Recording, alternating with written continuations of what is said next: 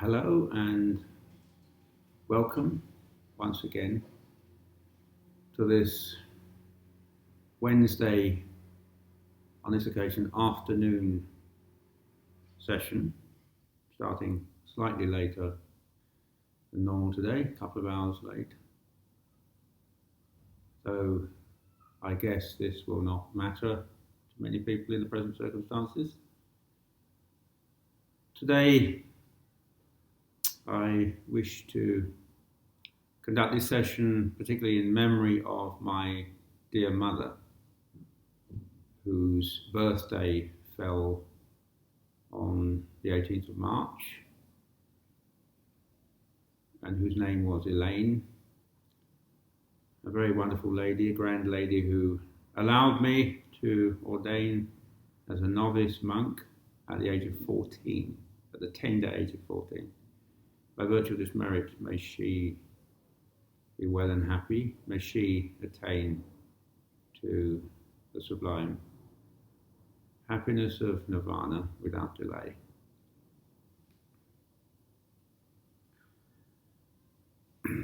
So just relax and keep your posture straight in order to avoid the arousing of drowsiness, which is a major impediment to meditation, being one of what we call the five hindrances, namely sense desire, ill will, sloth and torpor, restlessness and worry, and skeptical doubt.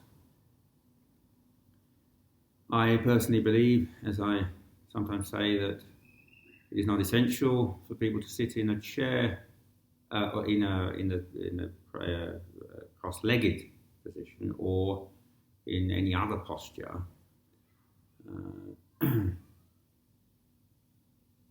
However, one needs to maintain alertness. In the final analysis, one must be able to practice meditation in all four postures. In fact, this was one of the main meditations which were expounded by the Enlightened One, meditation in the four postures. So in that respect, sitting meditation is by no means unique. Necessarily, one needs to be able to maintain and develop the qualities leading to the realization of one's objective, that is, the liberation of the heart from unsatisfactoriness through non-attachment, attaining to nirvana. One needs to maintain one's practice from moment to moment and not just in a seated posture. As a young monk, I used to be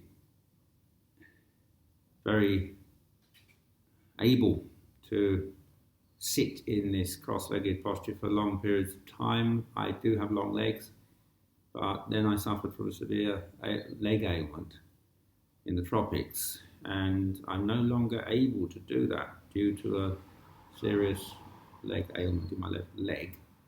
And I also experienced pain. During these sessions, if you feel pain or discomfort, please feel free to shift as quietly as possible so as not to disturb others. If you hear irritating noises or experience other irritating things, then just try to make a note of all this, being objective about it and not identifying with it as being, in inverted commas, I, me, or mine. These things come and go, they are as they are. This is a big challenge because from time immemorial, the enslaved heart has been accustomed to clinging on to objects as being I, me, and mine. These are forces at work, forces which are grasping in the expectation of more gratification. These are forces. However, the untrained heart does not understand what we refer to as truth of the way things are, and therefore does not see through to the true nature of phenomenon. That is, in the light of their characteristics of impermanence, unsatisfactoriness, and what we refer to in terms of ultimate reality as, in inverted commas, non-self. Rather, the heart perceives things as being in some way lasting, in some way pleasurable, in some way I, me, or mine. The ultimate achievement is to rid the heart entirely from this notion of I, me, and mine. And that is only achieved upon the attainment of liberation, that is arahantship. This subtle, very ingrained notion of I, me, and mine then drops away finally. Even the penultimate stage of liberation is a stage where this has not entirely been eradicated. There is a coarse crust of delusion in relation to a belief which the enlightened ones refer to as the kernel, the heartwood of unsatisfactoriness, in relation to the notion, the wrong, erroneous notion, erroneous perception of a personality, the personality belief. And this was referred to by the enlightened ones as the heart, really, of the noble truth of unsatisfactoriness. He talked of old age, sickness, death, suffering, sorrow, lamentation, pain, grief, despair,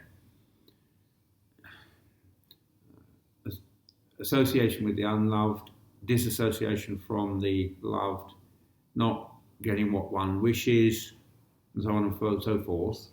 And then finally he spoke of this belief in the personality.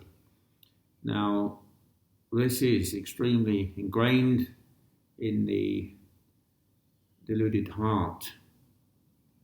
But once this crust of delusion is dispelled, then the heart attains to what we refer to as the first stage of liberation, or stream entry, where that gross, coarse crust of delusion is dispelled, and then one has seen too much. There is no retrogression. One will attain within a few lifetimes to liberation from all unsatisfactoriness. The heart will be entirely freed within a limited number of lifetimes. Because once the heart has seen the truth, then dispassion occurs, and the happiness of nirvana is understood as being far, far superior to that, to the impermanent, unstable, conditioned nature of sensual gratification, and even far, far superior to the pleasure, very, very subtle pleasure, extremely subtle pleasure, derived from attainment to the highest states of samadhi, or concentration, such as the sphere of neither perception nor non-perception. This was rejected by the enlightened one as being liberation in itself, and the enlightened ones speak of nirvana, which is the only permanent phenomenon, the unborn, the unconditioned, the unoriginated.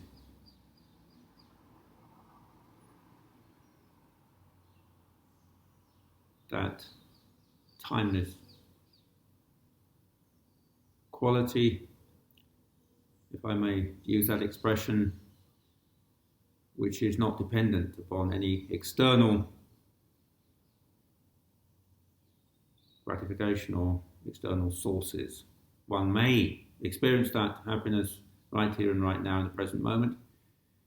We develop what are referred to as the 4 foundations of mindfulness, 4 pillars based upon mindfulness centered around corporeality or the physicality of things, feelings and perceptions, mind states and mental objects. For example, a greedy mind in the case of mind states, a hateful mind, a vengeful mind, or whatever. And with mind objects, focusing on these mental objects, such as was referred to a short while ago, sense desire, ill will, sloth and torpor, and so on and so forth.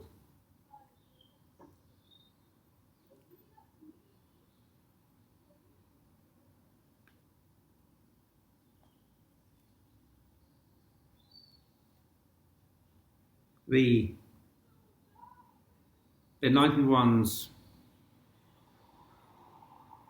said in the Theragatha, just like a great ocean wave, so do birth, sickness and old age overcome you. Therefore, make a strong island unto yourself, because there is no other refuge. This is growing up big time. Being an island unto oneself. This is the ultimate strength. We are here to serve the people, to provide solace, comfort and happiness in difficult times. We are here as professionals, as it were, in the arena of development of the heart and liberation of the heart, which is the most noble objective which beings could aspire to. Most important thing. So physical health is also very, very important. Even though one may be disabled or whatever, if one's heart is liberated, if one is able to master one's mind, then one will be possessed of true happiness. One will be, as it were, master of one's fate.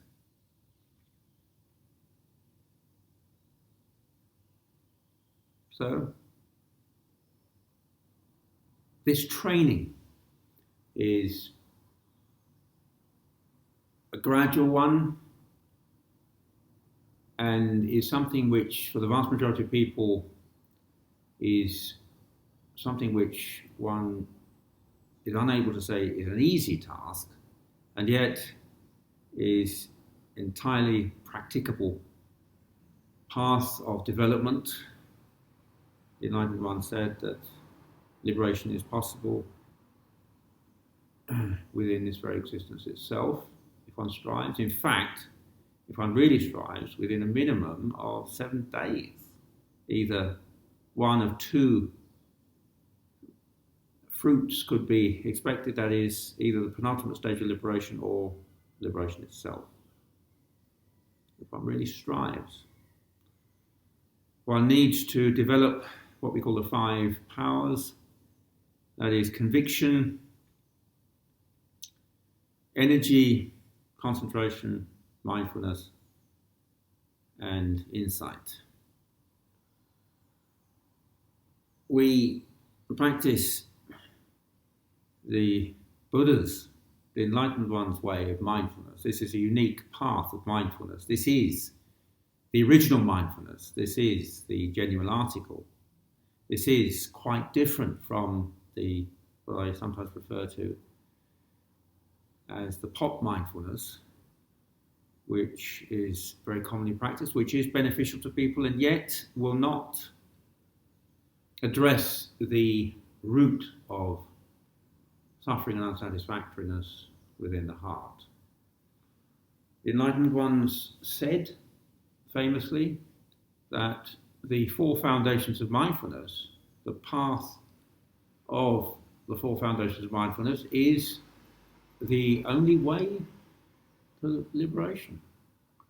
Now, there are those who challenge this and, for perhaps reasons of political correctness, try to translate this in other ways, and yet the enlightened ones always called a spade a spade. And if this is a fact, then there is nothing wrong with stating that. One, of course, has to practice for oneself and see. The enlightened ones famously said, do not take my word for it. Practice yourself. Work out your own liberation and see for yourself the results. The teachings are extremely lucid for those who wish for an exit from suffering and unsatisfactoriness. In the final analysis, this is all that people want.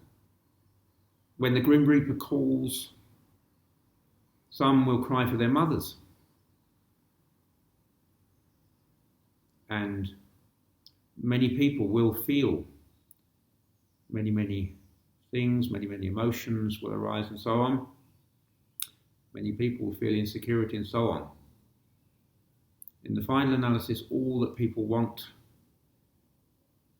and all that they can actually take with them is the wholesomeness or unwholesomeness, or both, or the happiness or unhappiness, or both, that has arisen on account of their actions in this and past lives. So, in accordance with the Enlightened One's teaching on the truth of impermanence, the seeker of truth understands that we cannot hold on to anything in the final analysis, even to sublime states of samadhi which come to an end. This is why the enlightened ones rejected these sublime states as being liberation in themselves and expressed regret of sorts upon hearing the news that his teachers had passed away a few days before his attainment to full enlightenment, because he understood that he could have benefited them by teaching them the Dharma, and then his attention turned to his former colleagues, the 5 disciples who had practiced austerities with him. And he approached them. They felt his presence irresistible, though they, upon seeing him, had apparently made a decision not to engage with him, not to speak, and so on. And yet the power of the enlightened ones, the magnetism, the charisma is so strong that they could not resist this. The enlightened one, as many will know, then expounded the first sermon, the turning of the wheel of Dharma, upon which at the end of that sermon, the most senior, I believe, disciple, at that time ascetic, Kondanya, attained to stream entry. That is, personality belief within the heart of Kondanya was shattered, and he attained to that stage of stream entry. And the Enlightenment proclaimed that Kondanya had understood this. And he saw that there were many in the world that could benefit from these teachings. And there are many who can benefit. It is entirely practicable. This is the beauty of these teachings.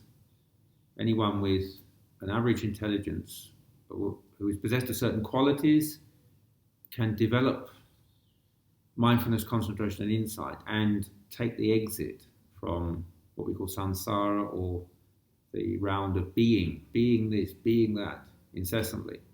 The heart grasping at more sensual gratification now here and now there, the consciousness after death manifesting in various states.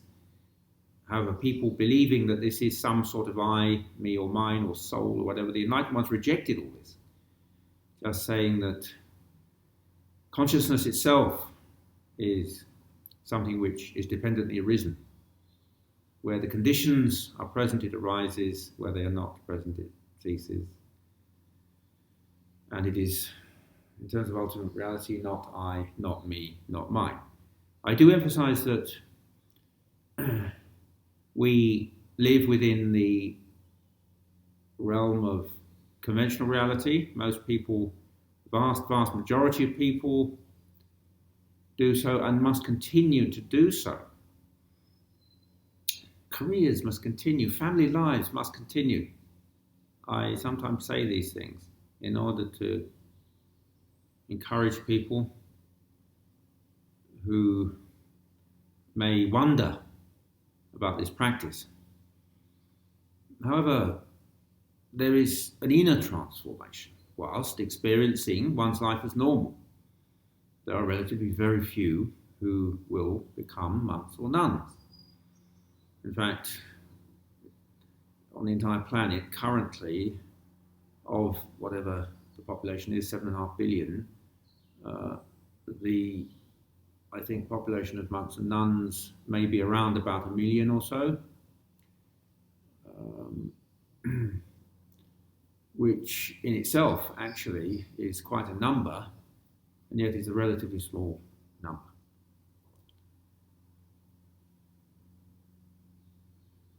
The untrained heart is assailed by disturbances. There is a teaching, an analogy given by the Enlightened One about the untrained heart coming into contact, it's what I refer to as internal sense faculties coming into contact with external sense objects. And the untrained heart is disturbed and waves appear on the ocean, currents, eddies, backwash. And the ocean will be choppy and rough in relation to the level of disturbance which is caused by the contact between the internal sense faculties and the sense objects. The untrained heart, as said, is accustomed to grasping due to not perceiving the reality of these things. But we apply mindfulness and bolster it with concentration, with samadhi, and these complement each other, they go hand in hand, and gradually insight understanding is developed. This is all very scientific. We do not have to just believe in anything in these practices. This is another beauty of these teachings. We do not have to believe in anything except perhaps at the very, very initial stages, perhaps on the first day, until we read the teachings of the Enlightened Ones, something which possibly happened to me when I became a Buddhist as a boy of 13 years old, where I felt inspired when I first went to a temple for some odd reason, on seeing monks, on experiencing the atmosphere of a temple, until I read a book on the basic teachings of the Enlightened Ones, and then I actually came to understand the core teachings intellectually, namely the Four Truths, the Noble Eightfold Path, the three characteristics of existence. And I thought to myself, this makes sense. I felt, rather, to myself, this makes sense. I wanted an answer. to suffering at age 13, would you believe it? I wanted an answer to the sort of nagging feeling of suffering in the heart. And I found it in these teachings. And at that point, my any belief turned into conviction, because one saw that these teachings are practicable and they make sense. They're very logical indeed. They would have appealed very much to Mr. Spock, for example. There is a methodical path to follow to attain to liberation. In fact, there are those who can spell out exactly why it is that this is the way to liberation, why it is the only path to liberation.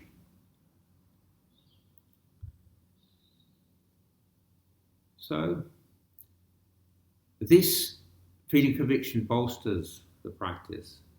It is like fuel, it energizes one's practice. And one therefore is more enabled to develop mindfulness, concentration, and insight. Insight also complements sati and samadhi, or mindfulness and concentration, because once insight knowledge begins to arise, then the motivation to develop it further, and therefore the accompanying energy, will be increased. This all tends to bolster sati and samadhi as well. When one, for example, as an analogy, feels that one is in a precarious situation, even in danger, then one becomes alert.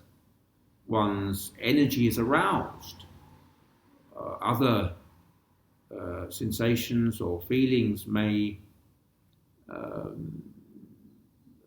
disappear or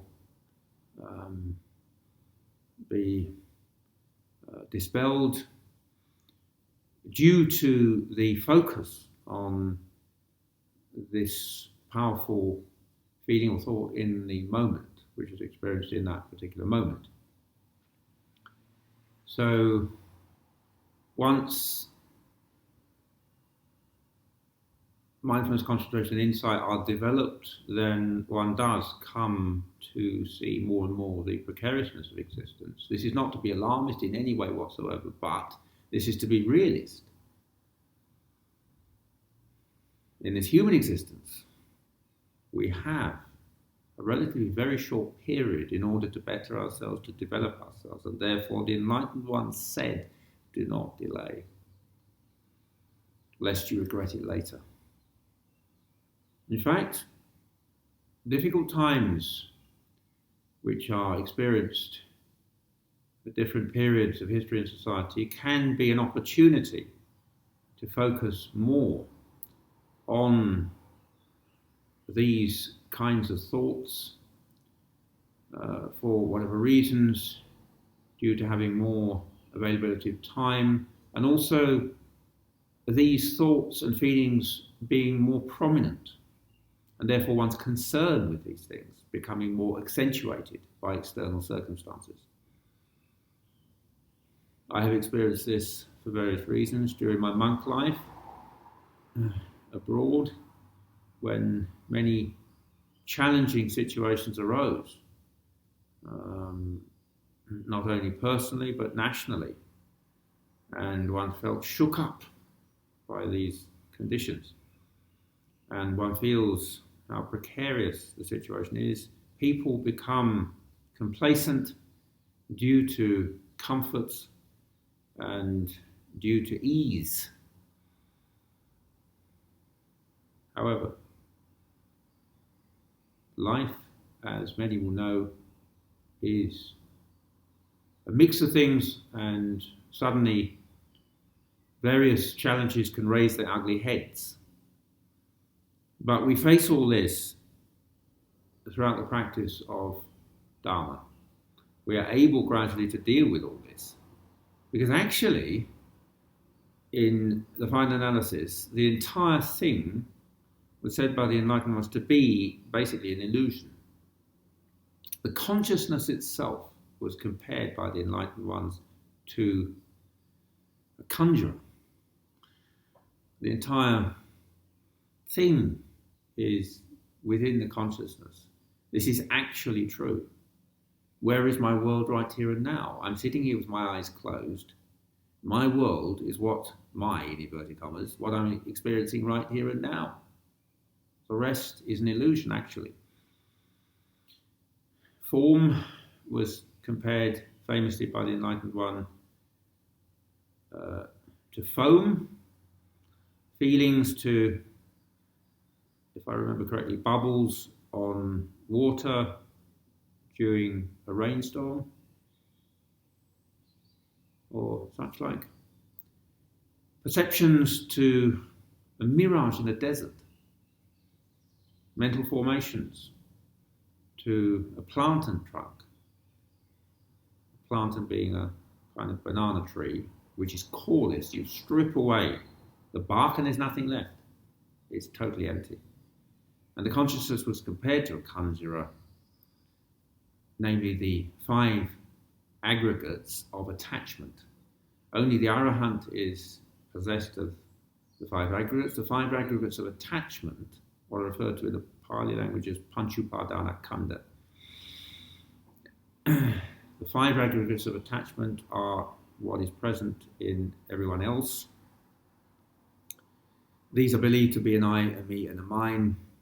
And the real challenge of meditation practice is to disassemble this delusion and thus liberating the heart entirely from all unsatisfactoriness. Now, I have spoken for quite some time, so let us sit silently for, say, 15 minutes or so. Just, as I said, keep your posture straight and relax, and turn your attention to the practice of what we refer to as mindfulness of breathing, or Anapanasati, which was the one meditation which was regarded as the universal meditation practiced by all the Buddhas, apparently. Very natural method to concentrate the heart with minimal complications. So just relax and focus your attention on the inhalation and exhalation of the breathing process. Thinking silently to oneself, experiencing impermanence. I shall breathe in with the inhalation. Experiencing impermanence. I shall breathe out with the exhalation. Or experiencing joy. I shall breathe in with the inhalation. Experiencing joy. I shall breathe out with the exhalation. Or, if possible, just maintain pure awareness of that sensation of the inhalation and exhalation as it touches the nostrils. This was believed to be the original technique, focusing on the nose tip. However, there are other techniques such as the rising and falling of the abdomen, which is practiced in Burma. The point is that one here is endeavouring to stop the incessant wandering of the heart, grasping now here and now there at various objects. During this session, if you experience various irritations such as itching or hear noises or whatever, or feel pain, then just make a note of it as said and return to the object of concentration. If you feel extreme pain, which I experience now for some reason in recent times in my knee, then you may have to just focus on that, because it will become so overwhelming that you may need to just focus on that and develop the propensity to the proficiency in meditation to be objective about that, seeing it as what it is, just a feeling. This will be in the context of mindfulness of feelings.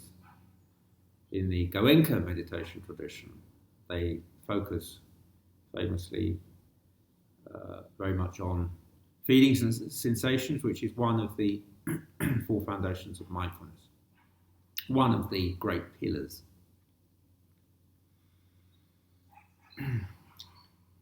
If one is able to see these things as they are and detach from them, to be objective about them, then this is indeed a great skill and a real asset in life to be able to be objective about things, and in fact will guard one against many misfortunes in life.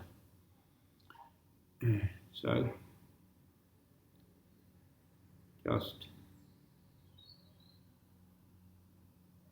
focus, as said, thinking silently to oneself. Mindfully I shall breathe in, mindfully I shall breathe out, with the inhalation and the exhalation. Towards the end of this session, I shall, as usual, speak of radiating kindness briefly to all beings, the practice of Metta meditation, which is, needless to say, a very important and extremely beneficial practice for all and sundry throughout the world, all beings.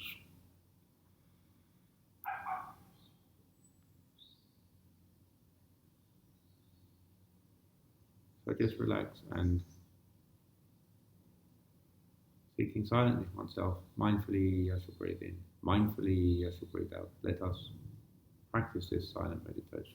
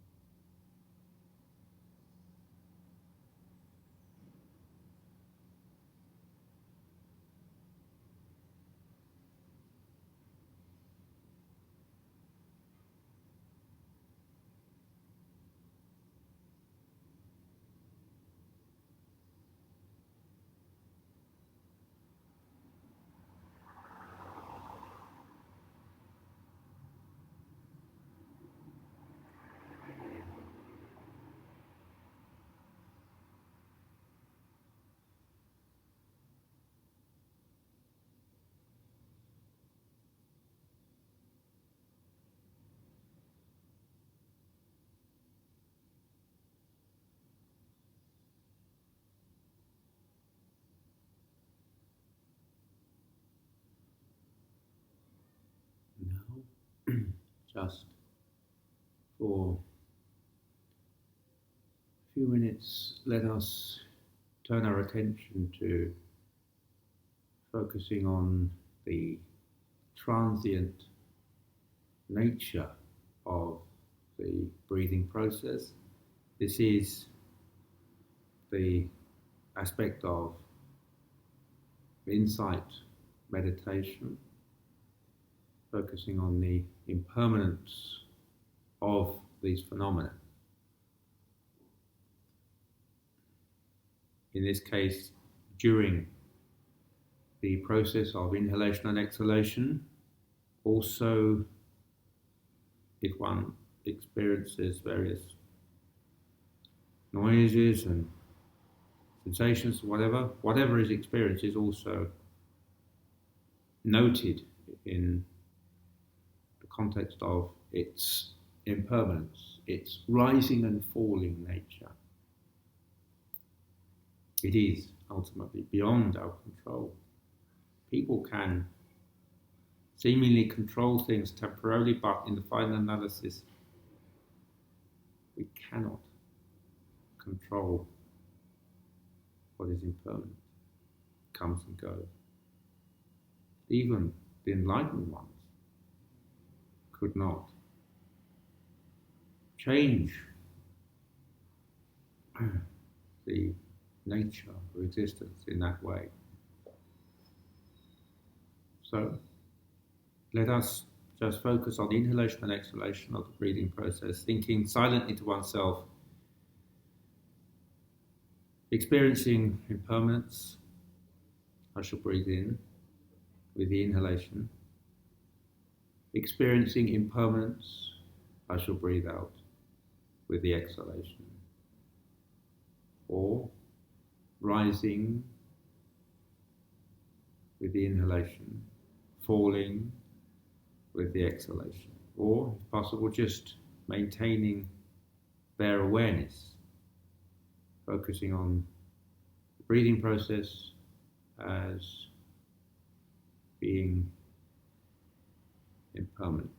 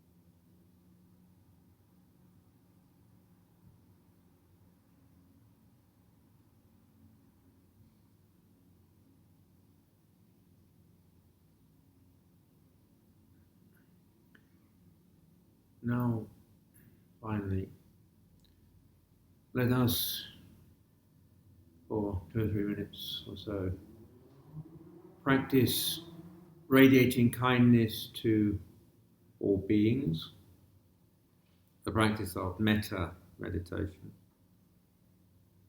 one of the main practices which were taught by the Enlightened Ones, together with mindfulness of breathing. One of around 4 main pillars of meditation which were recommended to, in particular, monks and nuns by the Enlightened Ones. This is the Calmness Meditation to counteract the tendency of the heart towards aversion, which is caused due to attachment and unfulfilled craving. Craving and aversion are 2 sides of the same coin, the same forces. This is a soothing balm counteracting feelings of aversion, beginning with spreading kindness in inverted commas to oneself, followed by to all those in the immediate vicinity, and finally spreading kindness to all beings whatsoever throughout the world. So as I repeat these sentences, simply think them silently to oneself.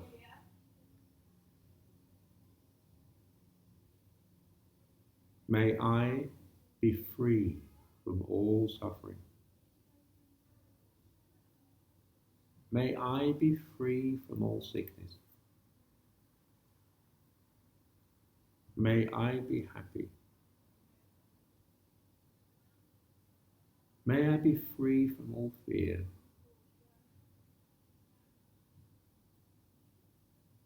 May I be free from all hatred.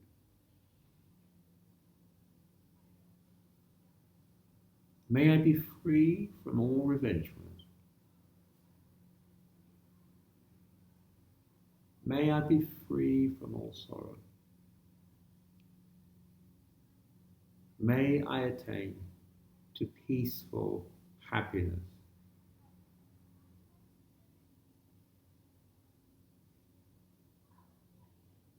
As myself, may all beings in close proximity to me be free from all suffering.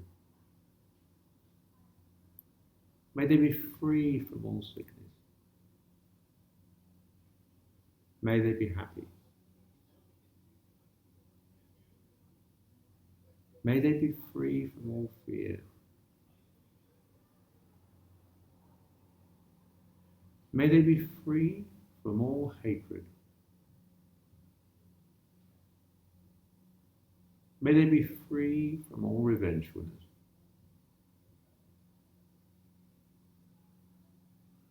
May they be free from all sorrow. May they attain to peaceful happiness.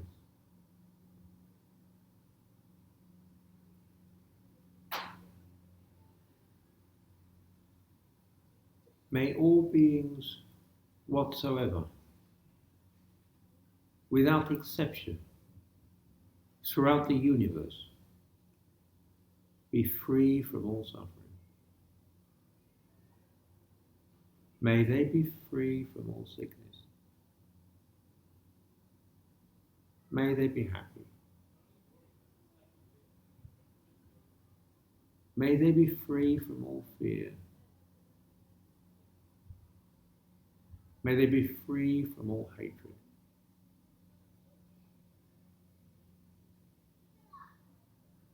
May they be free from all revengefulness. May they be free from all sorrow. May they all, whatsoever, without exception, attain to peaceful happiness.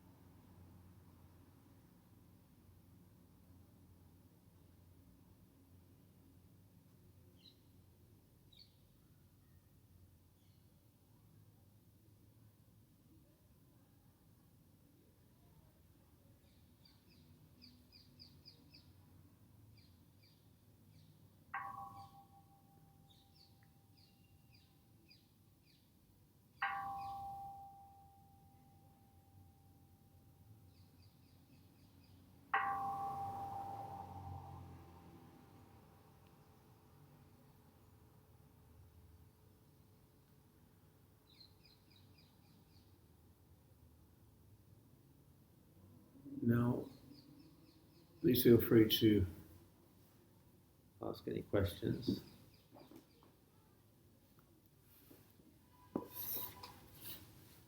Thank you, Bhante. In times of anxiety, how can, or what advice do you have for people to remain at ease and have a peaceful heart? Just this practice of the four foundations of mindfulness, coupled with the development of Metta meditation, which is very important. I was once taught as a young monk by my meditation teacher at the time just to continuously practice this Metta meditation. There is a specific technique which was spoken of by the Buddhas in the teachings, in the texts, which is referred to as radiating metta, kindness to the 10 directions. So that is extremely helpful to people, both during sitting meditation and generally from moment to moment. But if one is able to develop the proficiency of applying mindfulness from moment to moment, then eventually one will be able to maintain this for longer and longer periods of time, to the point where one does not suffer because the mind does not cling to what is just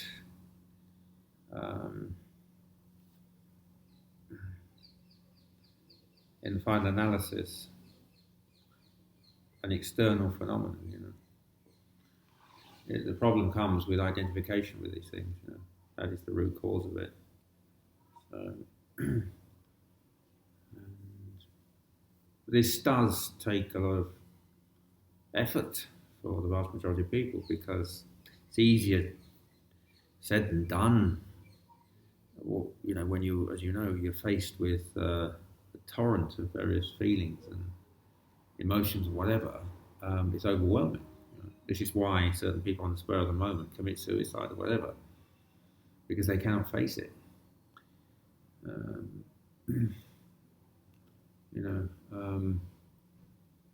But if one is able to just apply mindfulness and see the situation in its true light, then things get diffused, and this does bring immense benefit. Crimes of passion are committed on the spur of the moment, but I was once told that, taught actually, that if you feel angry or whatever, then put the brakes on by counting to 10 or something, and then it can pass, or the intensity of that feeling will abate to the point where you can handle it. So all this really is an unnecessary mass of suffering which occurs due to the tendency of the heart to cling in that way, to expect gratification, which in final analysis will not be forthcoming. Everything ends, and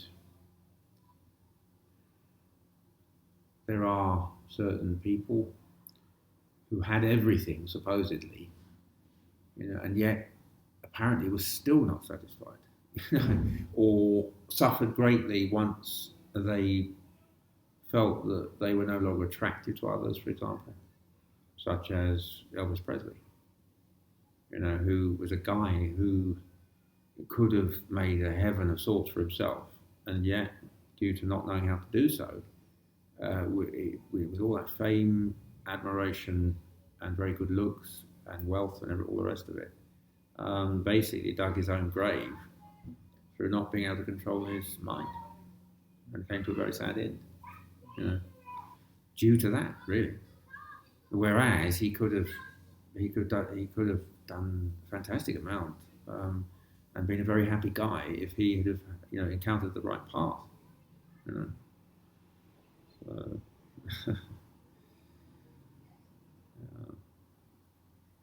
so this is a path which is encountered relatively rarely. It is tremendously fortunate to come across a path, as if coming across a path in a jungle, which does actually lead out of that jungle, which you might apparently have come upon by chance or something, but there are reasons for that. And the fact that we would have in past existences come into contact with Dharma, and therefore the conditions would have arisen for us to continue with this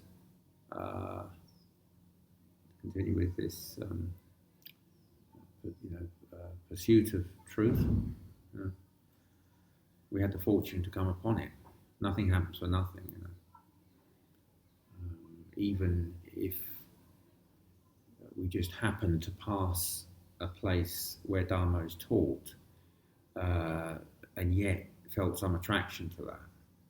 And that would be because we have the kind of mind that tends towards that kind of pursuit or aspiration.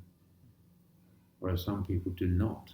They have billions of bucks, and yet they neither want to liberate themselves from sensuality, do not understand how to do so in the first place, and they do not want to, and they want more. There are people who want more money, even though they make billions, they still want more. They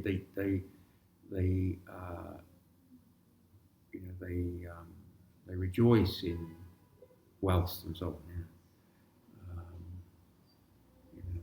They celebrate those sorts of things, and yet it's actually obviously very empty. But the true wealth of Dharma is the wealth of Dharma. The true wealth is the wealth of Dharma, which is something which will not disappear. One is able to tap into that at any moment. Billions that are owned by certain wealthy people may be lost, on the stock markets or whatever. But the treasure of security of the heart, not some sort of feeling of elation or whatever, but the security of nirvana, due to non-attachment, is true security.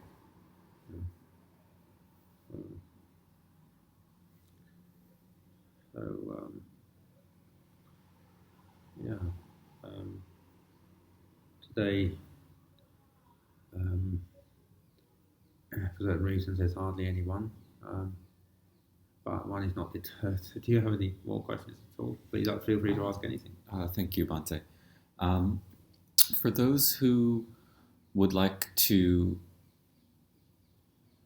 pursue a more intensive practice at home, in the privacy of their own home, those who would like to take some time, days or weeks, to pursue more intensive practice, do you have any advice for someone who would like to undertake something like that? Yes.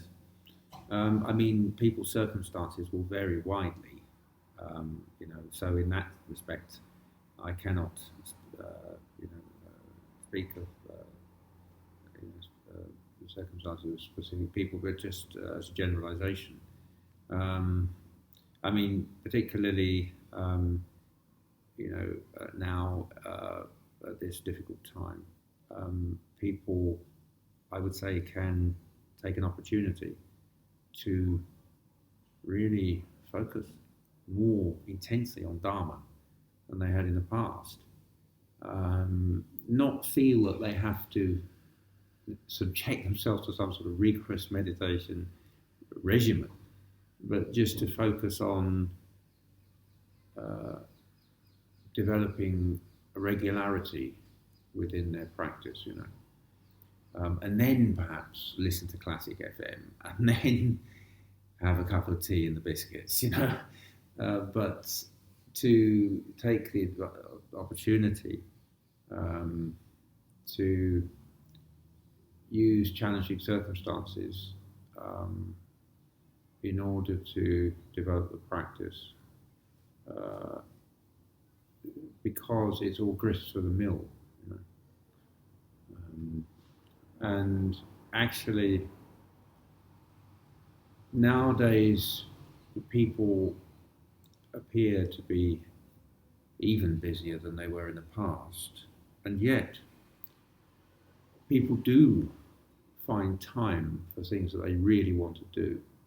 They do somehow find time for that if they really want to do it. So in that respect, I would say that,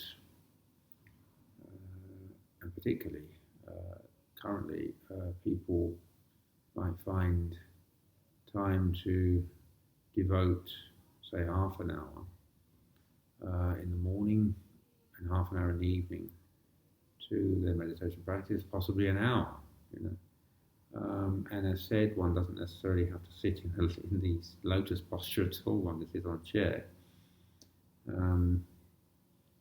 and gradually incorporate this into life, because meditation, whether it be in either of the four postures of standing, walking, sitting or lying, is what will deliver that peace of heart, rather than distracting oneself.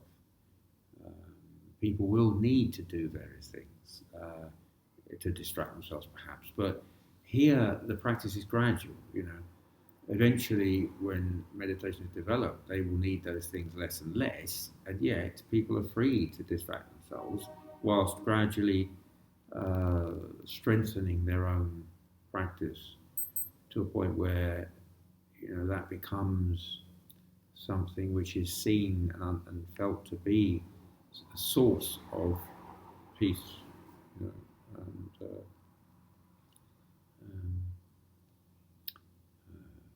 which is a refuge, over and above many other things. So in that context, in principle, this is something which needs to be paid attention to. So for the average sort of 9 to 5 kind of person, though I understand that increasingly nowadays, the lifestyles are changing, and it's more of a 24-hour kind of lifestyle people. But within a sort of 9 to 5 regime, as said, people could determine to devote, as many meditators do, no doubt, a slot in the morning and at lunchtime as well. There's no reason why if people don't have a break, they can't devote a bit of that time. Lunchtime, of course, is a very valuable break for people. So perhaps they won't be able to spare half an hour, maybe a quarter of an hour or something. And in the evening as well, though people in the evening will be tired, it's true, but even so, still, if one is able to arouse energy, then that is something which is required in this practice, that in spite of feeling tired, one needs to arouse energy. In fact, there are times when, strangely, when one is interested enough in something, tiredness seems to dissipate and energy arises due to the intensity of the attention towards whatever you're focused on at that moment. So for people to be able to experience that in relation to meditation will be challenging, of course, because it's something which the vast majority of people won't find particularly exciting at all. And yet, once one is able to calm the mind and focus the mind, then that peace and happiness is understood to be far superior. People get bored with certain things and put them aside for a while, and then the craving arises again. But it's an incessant process, where people constantly need to fuel that craving, finding more stimulation. But here we don't need to do that. We don't need to do that at all.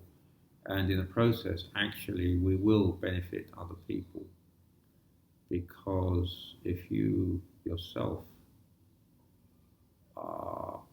possess a certain wholesome qualities, then that will naturally have a big effect on others, obviously. Yes. So, do you have any? Thank you. Thank you, Bhante. So today,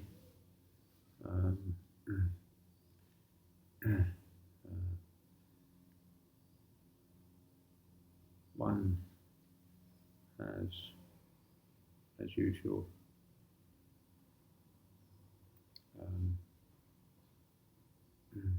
addressed craft of the heart, what is referred by some masters as the craft of the heart, and one has been pleased to have been of service, as usual, an ongoing service for the people, for the welfare, solace, and the happiness of the people. May you all be well and happy. May you all experience liberation and unsatisfactoriness, even in this very life.